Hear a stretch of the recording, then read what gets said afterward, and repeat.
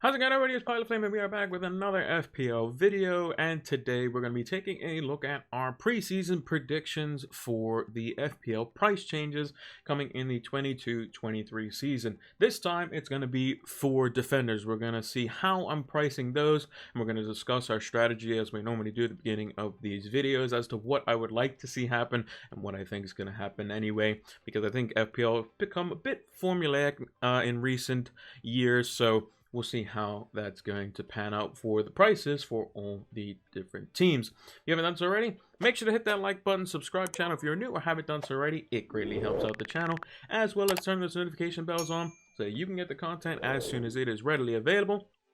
Make sure to drop us a follow over on Twitter so you can keep up to date with all the summer transfer news, as well as any other FPL related news when it goes live, because I will be going live. So make sure to follow us over on Twitch as well, because the second FPL drops, I will be going live that evening, and we'll be looking at all the prices and building a team right off the bat. So make sure to follow us over there as well.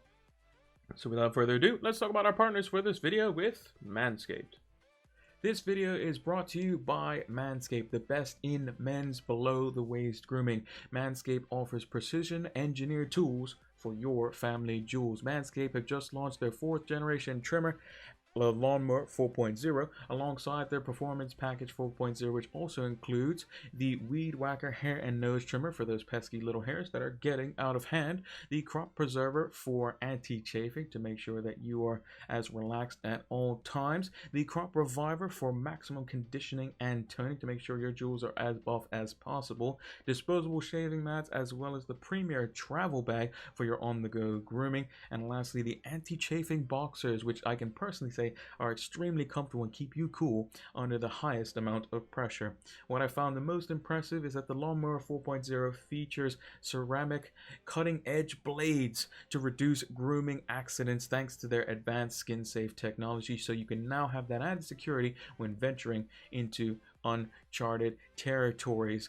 The upgraded trimmer also includes a multi-function on and off switch that can engage a travel lock, and also when you are venturing into those uncharted territories, it has the ability for a LED, a 400K LED, a very strong light that you can switch on and off so you can get that more precise shave. So make sure to join over 4 million men who trust in Manscaped with this exclusive offer, 20% off and free worldwide shipping, using the code FLAME20 at manscaped.com. That's 20% off with free shipping at manscaped.com using the code FLAME20. Unlock your confidence and always use the right tools for the job with Manscaped. So here we have our defenders tables. Again, I have sorted it by the place in the Premier League. So we're going to be starting with the teams that finished up at the very top and go our way down. There's probably more interest in those teams for the most part. If you see the highlights on the side, if you see anything that's highlighted in red, that means my price is going to be more expensive than what I think their predicted price is going to be. If it's in green, it's something that I would like to see less than what I think the predicted price is going to be for an FPL player. So when it comes to the forwards, you'll see that there's just absolutely green everywhere because I want all the forwards to be dropped down because I think it makes them more appealing. With the defenders, I've kind of gone with a very good strategy I think should work out for the better of FPL. But again, will FPL do it? Who knows? We shall see. Basically, what that strategy is I want to see the goalkeepers and the center backs and forwards lowered down in price. The forwards the most, because I think that they should be favorable. You should want to pick a forward. We have 3 forward slots in our team, and basically they were being removed for Pookie by the end of the season, and Kane if you wanted him. But to get Kane and Son was a bit difficult later on in the season, even at their price points. So I want those 3 kind of roles, as it were, to be lowered down in price. I want premium midfielders to be much higher. I want more budget midfield options, the 5.5, 6 million options. And I want to see fullbacks in general. So if you play fullback or wingback for your team, you should be 0.5 more than your center back counterpart, unless you're a backup player, in which case you could probably be on a level playing field. So like, we'll take it as an example. Ashley Young for Aston Villa. He's going to be playing basically as backup to Luca Digne. If Luca Digne is 5.5 million, I expect like Tyrone Mings as an example to be 5 million. It's okay for Ashley Young to be 5 million because he's going to be a backup and not play many games. And then you can get yourself potentially a bargain if Digne were to miss out. That's kind of how I think it should be. And I think center backs just in general, yes, there was a lot of center backs higher up in the FPL points this season, more than we've seen for a couple of seasons actually. From what I saw, there was a post on that FPL did. But I think fullbacks in general are just much more threatening and they should cost more. That's just kind of how it works. You should be comparing the likes of Cancelo, Robertson, Trent Alexander-Arnold, these sorts of players to the likes of midfielders in that category. So we should be looking at that. And once we have all the forwards done, we can take a look at kind of the whole scheme and go like price points. And because basically at the end of the day, that's what the players are. They are price points. Cancelo is a 7.5 million player. Yes, he plays in as a defender, but 7.5 million is how much he's going to cost. If it's a 7.5 million forward, 7.5 million midfielder, 7.5 million goalkeeper, even though they probably won't exist, that's how much you're taking out of your team, irrespective of what role it is. It's all about how much they cost in terms of how, like, not based on position, but you have to compare players of similar price points. So if Cancelo comes in at 7.5 million and Callum Wilson comes in at 7.5 million, you have to compare them as FPL assets in that price bracket, not in their role in that price bracket. Yes, in the role in terms of how much value they get over their other counterparts. So if there's a, let's say, a 6 million forward that's out of position at Newcastle that's playing alongside Callum Wilson that's better value, you obviously go for the 6 million player. Let's say it's Chris Wood or St. Maximin, still a forward and he's playing in a front two or something like that. But, so that's a strategy. Lower the center backs, lower the goalkeepers, which we mentioned on the last video, lower the forwards a lot more than those two, hike up the fullbacks in defense, hike up the midfielders, the premium midfielders across the board, and have more budget options in midfield. And kind of get that budget, mid-priced, premium bracket kind of going again, because it was basically, did you get Bukayo Saka at 6.5 million, or were you getting Son or premium at 10 plus million? There was no like 7.5, 8 million. Like Jota was in there for a little bit, Bowen we had for a period, but there was no one really like staying in there. And that's where like the premium forwards are going to have to come in, the budget forwards and the mid-price forwards to kind of fill that void too. It's a combination of both. So let's see what we went for. So Man City off the start. Here's all the Manchester City players in here. Here's all the prices from last season. Ake being the cheapest, Cancelo and Diaz being tied the most. I think Cancelo should come in at 7.5 million. For some reason, I think he's going to come in at 7. I don't know. I think he could potentially come in at 8 million, and we shouldn't even complain about that, to be honest. But for some reason, I think he's going to come in at around 7 million. Diaz is probably going to come in at 6.5 because I predicted both him and Van Dijk. What I've done is basically the main starting center back, like the guy who you know is playing week in, week out. Like Diaz and Laporte are nailed pretty much when they play. Van Dijk is pretty nailed when he plays, whereas like Konate and Matip can potentially flip. So I've knocked them down 0.5 million in that regard. But for City, Cancelo 7.5 million, the most expensive defender. I don't want Diaz to come in at 6.5 million.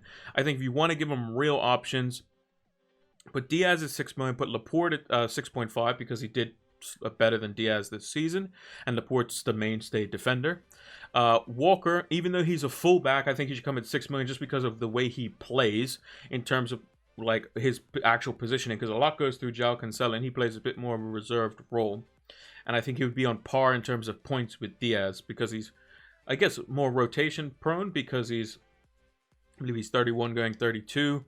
And I think that it would be a smarter price point. It would make Walker an option. You'd be like, well, can I actually get Walker in? He is a fullback and you can compare him to Diaz, who's got some decent set piece threat. And they'd probably be comparable on points. I don't know where they were last season, but I think there's some exceptions that can be made to the rule of fullbacks should be way more expensive than center backs, and this would be one of them. And it's just from my observations of watching Man City. So I think that Cancelo should come in higher than what I think he's going to come in at, which is 7 million. If he comes in at 7.5 million, I'd be happy because I think that's what should happen. But it would also mean that I think that Diaz and Walker should be 6 million. I think that the only defender that should be within 1 million of him is Laporte, just because of the amount of games that he played. And then you can have the likes of Ake at 5 million, Stones at 5.5 million. Give us these bargain prices that if a player does get injured, we can then have a bargain player to swap in for a team that does rotate quite heavily. Another reason, 5 substitutes. Pep's going to be changing a lot of players. Well, he says he was. When he doesn't do it in the Champions League, it's a bit weird. But in the Premier League, he might do it more often now. So we'll have to see. Liverpool was pretty straightforward. The only one I wanted to see, obviously higher than his projected price, is Trent. I think he should come in at 8.5 million. I think he should. Because there's a lot of players that I'm putting at 8 million in the midfield price bracket, and Trent scoring more points than them. So I think that he should come in at 8.5. I think he should cost that price. If you put him at 9 million, I would not be shocked about it. I wouldn't be upset about it. I think it would make sense, to be honest. Trent is so good in FPL. He racks up BPS. He's on set pieces. He constantly creates chances, and he often does really, really well in a Liverpool team that's keeping 15 to 20 clean sheets. Can you say that for the likes of Bukayo Saka, who's going to... He would have to get, like... Saka, as an example, would have to get, like, 15 goals, 10 assists to match, like, Trent's clean sheets plus the returns that he's getting. Which would be an absolutely bonkers season for Saka, who I think is only, like, 20 or 21, something like that. So you have to kind of think of it that way. So Trent should definitely be more than those sorts of players. Even Bowen last season. His season was ridiculous by his standards, and Trent's basically matched it. So... again, I don't know the exact price points. I just remember that they were in and around the same area. Robertson, 7.5 million. I think that's what he's going to come at. I think that's what he should be at. There should be $1 million difference between Trent and Robertson. I think that's always the case, mainly because Trent is on basically direct free kicks for the most part, and a lot of the play does tend to go through Trent Alexander-Arnold. So I think that he should be the one that should be more expensive, and naturally almost certainly will be. Konate is the only defender for Liverpool in the centre-back role that I think should be slightly cheaper, and that's because of the trend that Klopp set last season, where he was playing Matip exclusively in the league and was only playing Konate if Matip needed, like, he played 4 games in a row or something like that and needed 1 game off. And I put Konate at 5.5 million. I think he's going to come in at 6 because I just think that's what he's going to come in at. Matip should come in at 6 because I put Van Dijk at 6.5. Van Dijk 6.5, Matip 6. Those are the 2 starters. And then you've got the likes of Konate at 5.5 million. I wouldn't be shocked if Matip was at 6.5, but I think you just got to put him just down a peg just because of the fact that Konate could come in and replace him. And that's kind of what we need to look at. Gomez, I think 5.5 because he's going to be less than Matip. He's going to be the same price as Konate because they're going to be rotational center backs. Tsimikas at 5.5. Now you're probably thinking, whoa, 1.5 million increase on that. It's because he's a fullback. If he comes in, I want him to be as a backup fullback, same price as a backup center back. Konate 5.5 million, Tsimikas 5.5 million. That's kind of the system that I'm going for. And had he been a center back, I would have probably put him at 5 million as a backup, like I have for Nathan Ake. But since he's a fullback, 0.5 more. That's what I'm setting the precedent for fullbacks. With Chelsea, we have the 4 here that I'm kind of paying attention to. Chelsea are basically getting rid of half the defense. Ben Chilwell, he was 6 million last season. I think he should come in at 6.5 million because I've set Reece James, who I think is going to come at the same price as Cancelo at 7 million. I think he should also be 7.5 million. The reason I've gone Chilwell slightly less because he's come off an injury, and it just makes sense to do so. Thiago Silva, you could probably put him at 6 million, but I think 5.5 makes him just a bit more interesting. Got a little bit of set piece threat. Maybe you go for him there. Maybe you could say he's a bit of a rotation risk, potentially with the new center back signing. He's also only got, I think he's got 1 year left on his deal, or maybe extended. But I don't expect him to play too many games if Chelsea do sign a couple of center backs. I expect him to still play around 25-30 games, but he's still potentially a rotation risk, which is why you have to drop that price off. If somebody's a rotation risk, their price has to be lower. That's kind of just how it is. If they play every game, then cool, you get a bit of a bargain, and that's what it should be about, finding those bargains and recognizing those trends. Chalobah, I think, should just be 5 million. He's going to be a rotational defender. Again, same price point as Nathan Ake, who's also going to be a rotational defender as well. Moving on to Spurs. So I've put a couple of players in these spreadsheets when I made the spreadsheet, which was will be a week this coming Monday that I made it ago, and I put like Perisic and Haaland, and I think there's one other somewhere that I put in there of the price points that I would like to see. So with Spurs, I think that if Perisic comes in as a defender, he should be 6 million. I think that wing backs, you could put them at 6 million. I predict him to be 6 million. He might come in as a midfielder, which he shouldn't because he played wing back basically all last season at Inter. But I think that him and Doherty should come in at 5.5 million. And the reason being is because I don't think Spurs are going to keep nearly as many clean sheets as the likes of Trent and the likes of Man City. And I think what you have to do is when players come into the league from a different league, give us a reason to buy them. Don't necessarily jack up their price and make them say, oh, well, I have to buy them anyway, but don't feel good about spending 7 million on Perisic who could immediately just be bad or not in the team. Give us a reason to buy them, make them a little bit cheaper, and then if they need to be, hiked up or whatever, then obviously the prices go up, and however the system works in that way, you can hike them up next season significantly. If Perisic looks to be fantastic, there might be a situation where both Perisic and Doherty are fantastic. Perisic can obviously play left wing back very easily, can play right wing back. So if you have Perisic and Doherty playing on the flanks, and those are the two main guys, well, that's 2 of your Spurs players. Are you going to pick Son? Are you going to pick Kane? Are you going to pick Kulusevski? Who knows? You might even think Lloris is a decent option. Maybe triple Spurs defense would be the way to go because it's much cheaper. So I think give us a reason to buy these players. If he's 6 million, you're going to be like, okay, fine. But are you going to go for him? I mean, you probably will if you know he's going to play week in, week out, and he is a defender.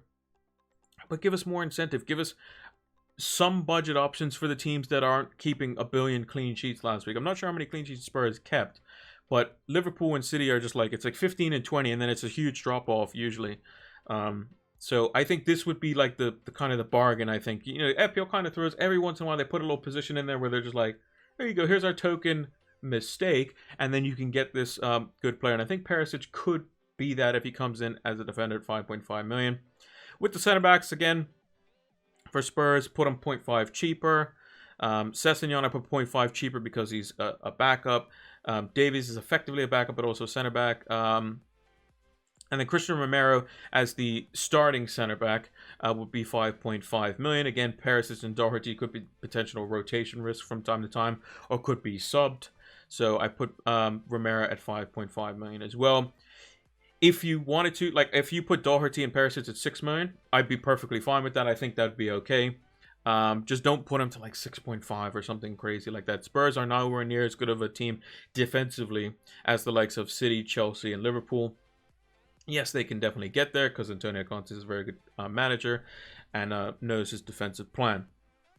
So, but yeah, give us a little something to think about. If they come in at 6 million, I'll probably still look at them as well. But 5.5, with some of the prices of some of the players, you gotta have those little gems in there. And I like to do it with newer players. At least that would be my strategy for it. But I expect them to both come in at 6 million, which would be perfectly fine as well. With Arsenal, all their defenders I've set at 5 million. I mean, even like any backup defenders, like Holding, you could probably put at 4.5 million, but I think Tierney's probably the only one. I mean, he's the marquee fullback. If Arsenal do get a fullback of some kind that you think is going to play week in, week out, he'd probably be 5.5 as well. I think Tomiyasu being 5 million, again, him being a fullback, he kind of plays more like how Walker does, a bit more reserved.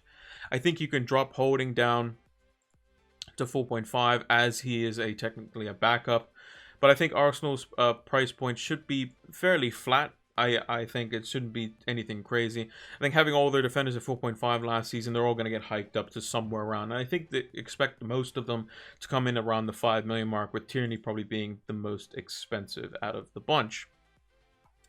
Man United, my team. I mean, this is a weird one. I think that United's defense, I think you have to put, again, what you think the starting fullbacks are going to be, have to be 5.5 million. You got to do it this, whatever Spurs' defenders are at fullback, United should be the same. because those teams should be technically on a playing level. They should be playing at a level where they're challenging for the top four. I think Luke Shaw, when fit, 5.5 million is perfectly fine. Dalot, if he's the starting right back for United, should be 5.5 million. You should have the defenders like Varane, like Maguire, at 5 million, and then the backups at 5 million as well for Telles and Wan-Bissaka, if those are the fullbacks, and then Lindelof being like fourth choice center back. Give us a bargain at 4.5 million for if something like that were to occur. I think Dalot and Shaw will come in at 5 million because United's defense was poor. But basically what I'm doing with these prices is I'm kind of future-proofing in the event that, because if a team does, like if United, who had such a poor last season, comes in and does ridiculously well, and they're attacking non-stop, you're going to get Shaw or Dalot, whichever one is doing better, because it's usually only one or the other, at least from historical view of watching United. Everyone's just going to have them. Everyone's just going to have them. So future-proof them just a little bit. 5.5 million, see how they go. If United doesn't start off well and then they get better, then they'll probably go down in price while everyone doesn't have them in their team, and then they'll come back up, and you can see if you can get the bargain there. That's why I want to set the precedent early for the fullbacks to make them more expensive, even though United didn't necessarily have the best season last season. And same with West Ham, they had a very good season by their standards, but again, Soufal, Cresswell, 5.5 million. Make them similar. Those teams in that block from 4th all the way to around like 7th, they should have similar fullbacks in terms of price points. Make them 5.5 million. Make them a little bit more expensive than their center backs. Dawson, Ogbonna, Diop, these sorts of defenders, they should be 5 million. They should be 0.5 less than their fullback counterparts. Johnson will probably go to a 4.5. I expect that. Similar treatment to what Ferguson had, even if Ferguson didn't play. Zuma will be 5 million. And I think the only case would potentially be one of the West Ham centre backs being 5.5, but then you might have to hike Cresswell up to 6 million, which I don't like personally, because I think West Ham's attacking output is nowhere near the likes of Trent and Chilwell and James and Cancelo. Yes, they're fullbacks, but again, at the end of the day, clean sheets are first. West Ham do that decently well, but they're not on the same playing field as them. And when you get in the 6 million bracket, you're thinking, okay, now they're more of a premium style defender. You got to tailor that back a little bit. Again, done the same thing with Leicester. Pereira, Castagne, those are probably the two starting fullbacks for Leicester. Put them at 5.5 million. Just future-proof it. Make it kind of uniform across the board in terms of pricing based on where they play in their team, how often they play. Are they out of position a lot? Are they going to potentially do well? You know, those sorts of things. And then the rest of Leicester's defenders, just stick them all at 5 million. I think that's perfectly fine. Fofana will go up to 5 million from 4.5. He was too cheap last year. I think Johnny Evans, who's been injury prone, you got to knock him down a bit and put them all on a level playing field because they can all take each other's place. Also, one thing to note, this isn't all the defenders of every team. It's just the ones that I want to look at in terms of price point. And then lastly, for the 5.5 million fullbacks, I think Lamptey and Cucurella. I think Brighton, very good defensive team. Cucurella and Lamptey are fantastic players. I think in 5.5 million, they should be on par with the likes of the United fullbacks, West Ham fullbacks, and those sorts, because they're keeping similar number of clean sheets. So, if not more, they should be around that price. The likes of Dunk and Veltman and Webster, they should be less. Lamptey and Cucurella are much more threatening attacking-wise. They get involved in the play more. Like with Laporte and Diaz, it's a bit different. Same with Van Dijk, because they get so many set pieces, then they are more of a threat. Whereas the likes of Brighton don't necessarily get as many, or even think they get as many. A lot of their play is through open play. So again, this is looking at styles of teams and how you could price players based on that style. And a lot of the play goes through Cucurella, and a lot of the play goes through Lamptey when they switch it from side to side. Then I've done a little bit of a drop-off. So from Wolves down, basically, everyone is like, their fullbacks are like 5 million or less. And it's to kind of show basically the disparity in how good teams are. So we have basically Nelson Semedo, who I think should come in at 5 million. I think he came in at 5 million. Yeah, he came in at 5 million last season. So again, put him there. That shouldn't be 0.5. That'd be way too cheap for an FPL player. I know he came in 4.5. Again, $5 million for Semedo, $5 million for Ait-Nouri, $5 million for Marcel, $5 million for Johnny. I think since they rotate so much, you just make them all the same price, because that's kind of what FPL did wrong last year with Ramsdale. Leno was $5 million, and they thought, oh, Ramsdale's just going to come in as a backup. Let's make him 4.5, and then Ramsdale started every game. In this situation, since you know that they're going to chop and change so much, just make them all the same price, and then you don't feel bad about being like, oh, well, I got the more expensive guy who's now gone down in price. You want to feel good about buying players that you feel confident in.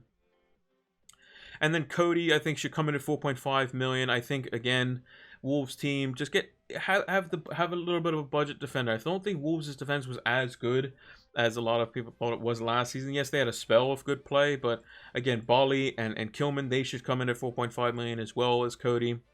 You're going to go for the more secure Cody in most cases because he plays week in, week out. But he's also not prone to being substituted as well. So again, 4.5 million, I think, for teams that are basically lower than Brighton, as it were. It's going to be probably the standard for centre back. Richie, again, if he comes in as a defender, as a fullback, he should be 5 million. I think Trippier should come in at 5 million as well. Again, fullbacks, and then the rest of them for Newcastle, 4.5 million defenders should make the most sense. Scherer, I think, might come in at 5 million because he's kind of, again, the mainstay center back, as it were. 4.5 million. Just put him there. I think Byrne will probably come in at 5 million too, but I think Newcastle just put him at 4.5 million. Give us the option. Make it so that, you know, if you want to pay that little bit extra for Trippier, and if he comes in at 5 million, a lot of managers are going to want him. But again, is Newcastle going to have potentially like a sort of second season syndrome with the fact that Eddie Howe was kind of like a new manager, and they were kind of like a freshly promoted team because they went from being in the relegation zone to all of a sudden, hey, they're really good. So let's see how things get on. Also, we don't know who they're going to sign as well.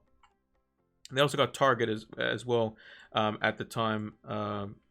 I know this now, but when I made the table, it wasn't known at the time. So he should come in at 5 million as well. Then on to Crystal Palace. I think Ferguson hasn't played. Just put him at 4 million.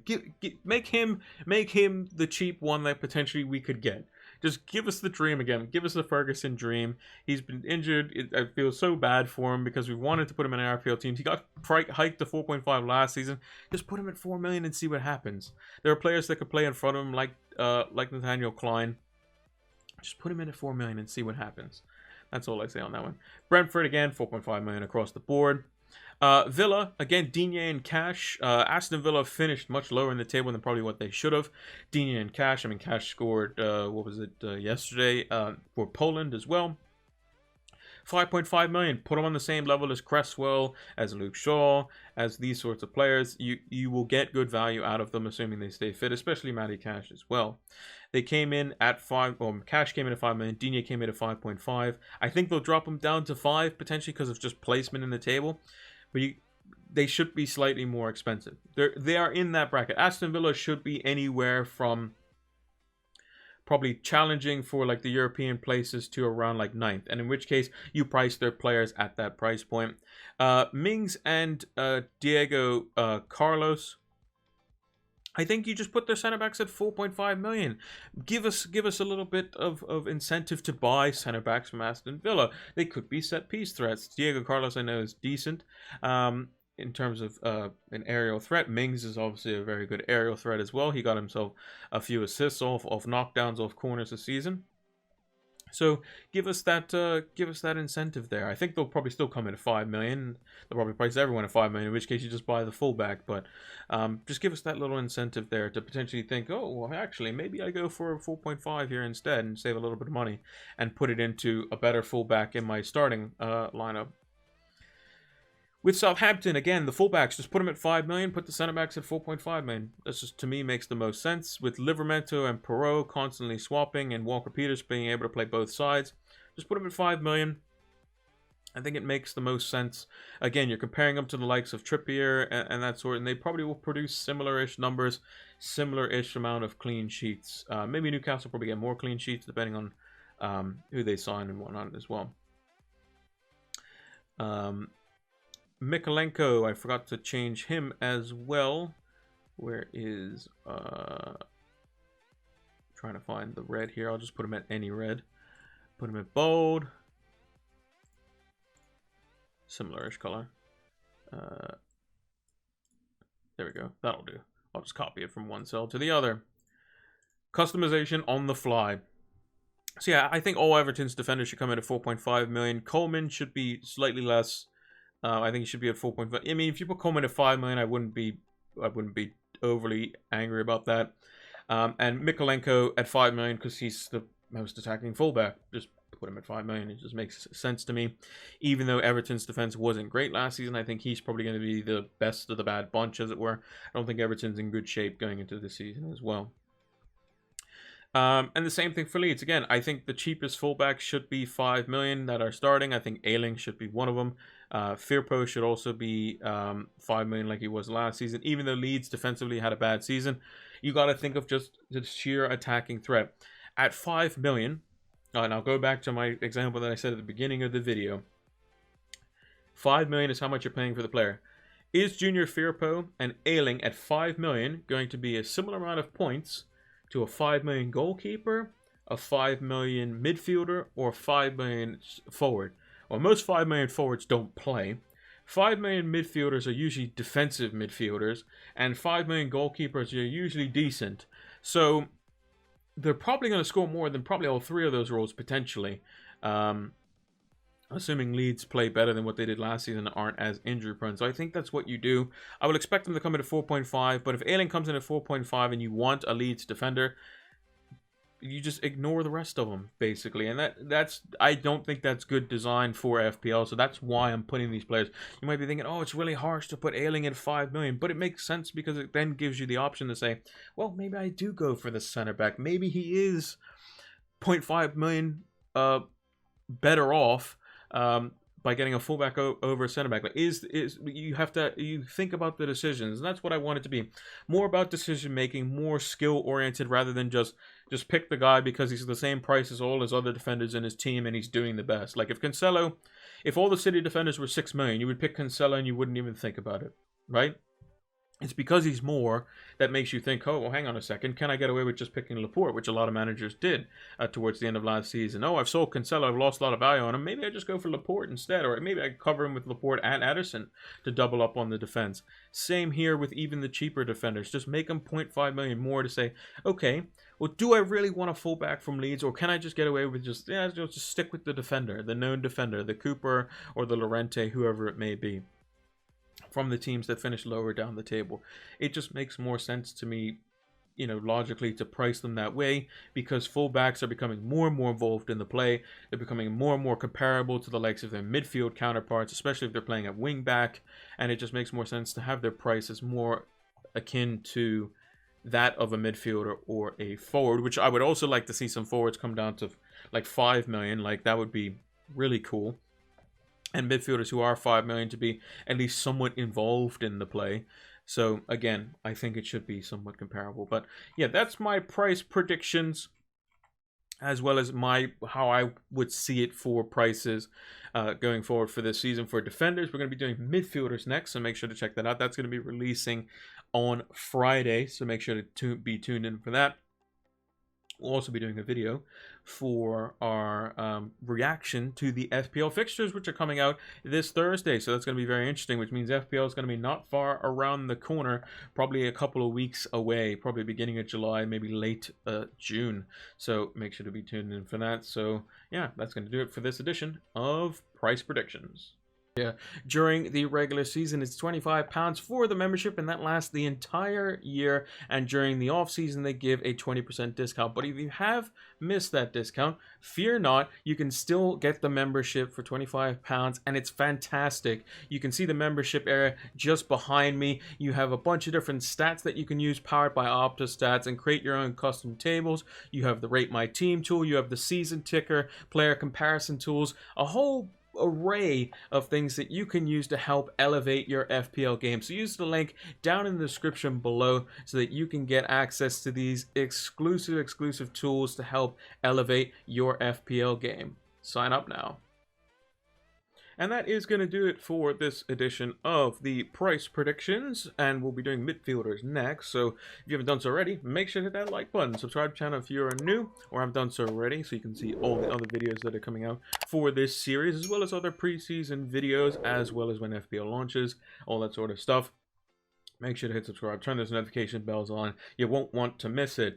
As well as give us a follow over on Twitter so that you can see any updates for FPL transfer news. Been retweeting a lot of stuff, as well as when FPL goes live, if there's any FPL discussions, all that sort of stuff over on Twitter. So make sure to follow us over for that.